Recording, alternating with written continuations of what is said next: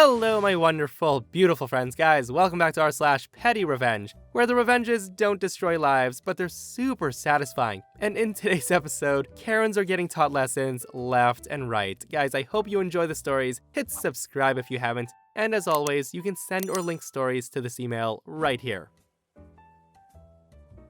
So a few years ago, I was heading to class to take a final in my music history class, and I forgot a Scantron. So I stopped by the college bookstore, grabbed a Scantron, and ran up to the counter. Now this is when I met her. Now, her was a mid-50s Karen with wrinkles on her face that can only come with holding a constant scowl on your face for decades. When I pulled out my card, she points to a sign that said $10 minimum. Yes, $10. The Scantron was about 20 cents. Now, I can totally get a $5 minimum, but $10? Come on. Well, I didn't have any change in my pocket, but there was a take a penny, leave a penny jar. So I reach over and grab a couple of dimes that someone was kind enough to leave. And Karen puts her hand over the jar and said, "You can leave change, but you can't take change." At this point, I figured that I could either get really upset or play the game she wanted. So I tell her that I understood, that there were a few more items that I still needed. I then proceed to go to the furthest corners of the store and pick up about $200 worth of small items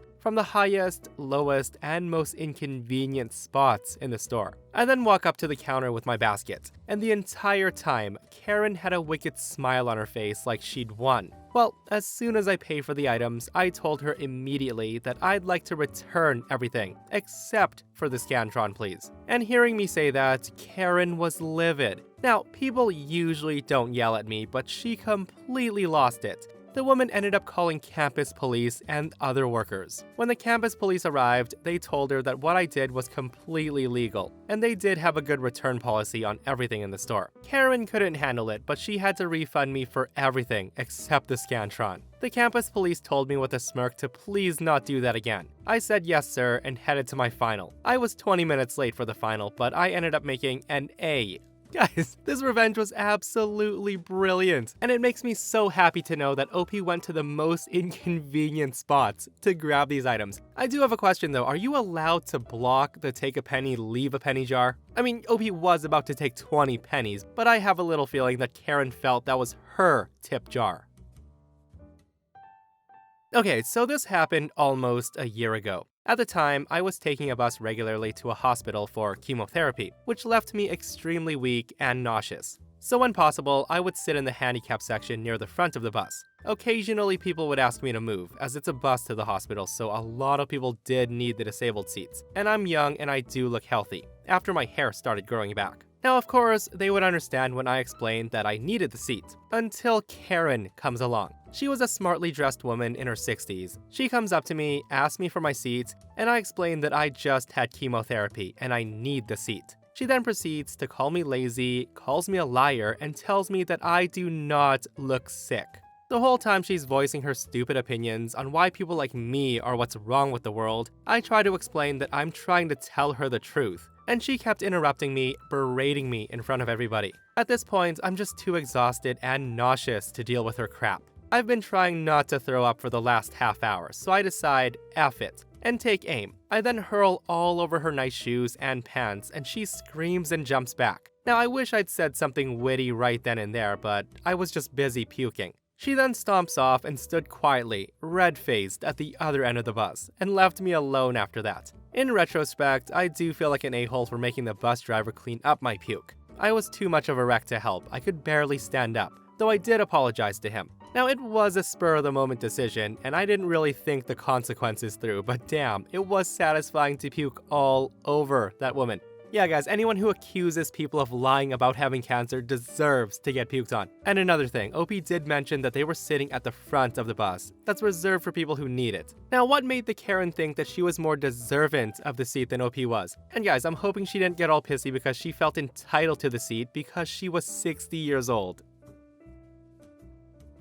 Okay, so to preface this, I have Crohn's disease and ulcerative colitis. This qualifies me as disabled, so starting when I first got sick in high school, I was required accommodations by state law. Being disabled was hard and pretty complicated, since after being diagnosed with IBD, I started getting various other health issues, ranging from kidney issues to neurological issues to fibromyalgia. My school was very reasonable, and even after missing 3 months when I was first diagnosed, I still got all my credits. The following year, I was doing alright. Then the second semester, one of my teachers left and a new one was a complete monster. She refused to teach with a textbook and she used Wikipedia instead. But the biggest thing about her is she absolutely hated me. Since I had a little pink pass that allowed me to take my meds in class, go to the nurse as needed, and have unlimited restroom breaks. So I became her target because she thought I was a disruption. I would always do my best to wait till she was done talking, unless I was in too much pain. But she would always roll her eyes and groan at me like I'm making her life hard. One day, I had just gotten in from a doctor's appointment and I rushed into her class. A few minutes in, I asked to go to the restroom and said I'll be right back. She said no. Well, asking is just a formality. All of the teachers get emails about the disabled students and know about their accommodations. So I tell her I need to go to the restroom, so I'm going. As I left, she groaned something about me always wasting class time and faking it to get out of her class. Hearing that, I had enough, so I picked up my stuff and took it with me. I went to the restroom and then went downstairs to my dean's office. I signed in, and when he came out to get me, I told him about her attitude and how she refused to let me use my accommodations, so that's why I'm here.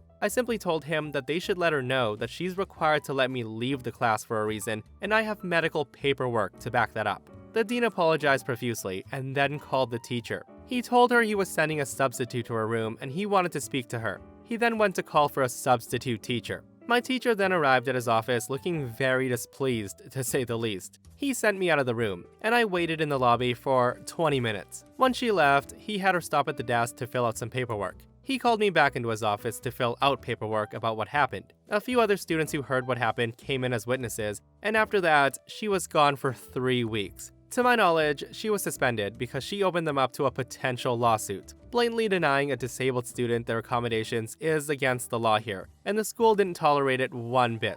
Now I will admit I do feel bad, but I don't take any crap when it comes to my body and my diseases. Yeah, there is absolutely no reason at all to feel bad about that teacher getting suspended. And guys, we've all been students one time or another, and I'm pretty sure we've all had that one teacher that cracked down on bathroom breaks, but damn lady. For her to know that OP had health issues and still wouldn't let them go to the bathroom, I'm so glad to hear that OP got some sweet, sweet justice.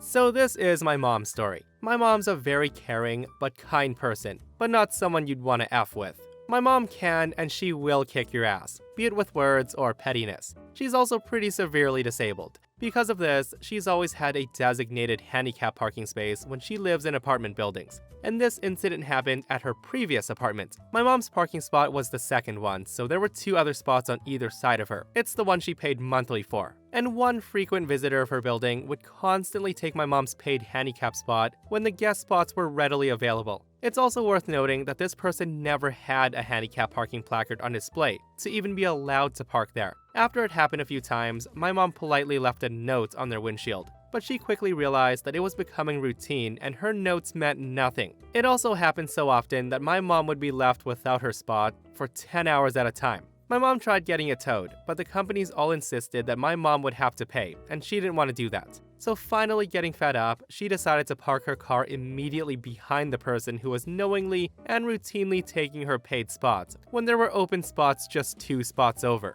With her balcony overlooking the parking lot, she got a book and waited. And the woman comes out and was pissed. She tried waiting to see if my mom would come out, but she just watched from her balcony instead. The woman tried using an empty space beside them to get out, but that didn't work. Finally, the woman had enough. She tried to plow through my mom's car, but with dozens of witnesses and reports about the driver illegally parking there, she was forced to pay a hefty fine and the repairs on my mom's car. She was also banned from visiting the apartment building. My mom had been planning to get a new car anyways, so the damage wasn't that big of a deal to her. Don't F with my mom and her parking spot. Guys, this is entitlement to the max. Complete disregard and disrespect for others. Like, one time I can kind of understand. I mean, it's still an a-hole move to park in a disabled spot without a placard, but this woman did it over and over and over again despite notes on her windshield, guys, and this is exactly what she gets. And honestly, I would have loved to have seen that she got towed, but reading about the woman getting mad about being blocked in and then ramming cars out of aggression and getting fined and banned from the apartment is way, way better.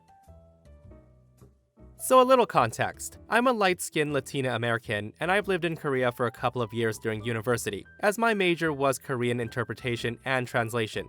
During my time in Korea, I was lucky enough to attend music shows from time to time. For the K-pop uninitiated, music shows are free to enter, provided you have at least one of three items, which is A, a copy of the album of the group you're coming to see, B, proof of purchase of the album, or C, the official light stick from the most recent concert. Priority entry was always given to an official fan club member who had all three, then the fan club members who had two of the three, and then the fan club members who had one. After that came the non-members in the same priority tier. The group I had come to see hadn't opened up official fan club registration in almost a decade, so the group's management decided to do away with the fan club priority and did it on a first-come, first-served basis, but kept the whole three items go first, then two, then one thing. I had all three, and I got there early, so I got a good spot in line. These queues often had us waiting outside for hours, while the previous round of filming finished up. So the thing about these music show venues is, they're very small. They have limited capacity, so not all the people who queue for a group get in. In this particular instance, there was trouble with foreign fans causing trouble by taking pictures,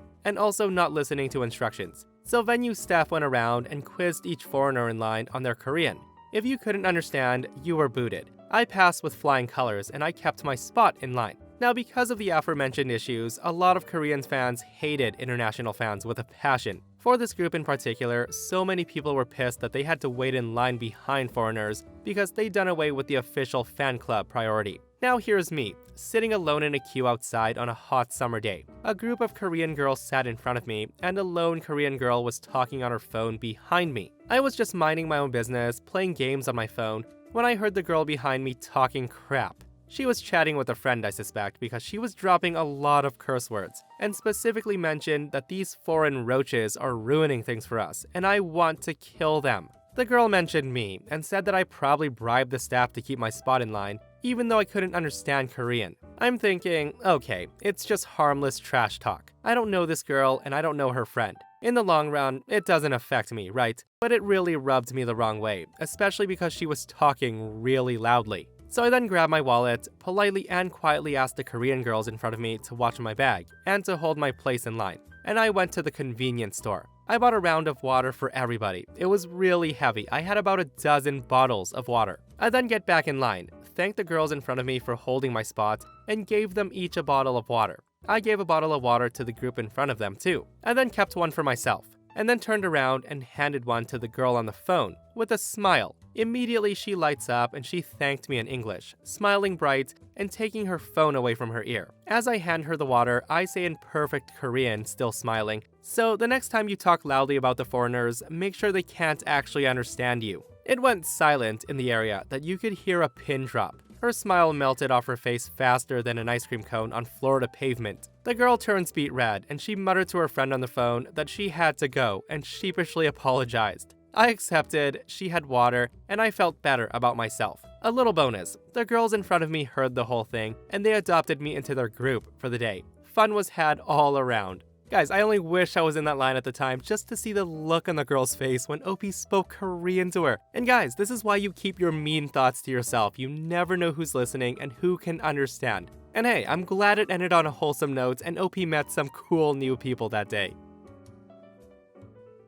Alright, so my very first job that wasn't for a friend or family member lasted less than 72 hours. It was a Midwestern burrito chain, the place they bob your burrito at. It was also my first closing shift ever. That meant 3 a.m. as we were a college town, and it was Saturday.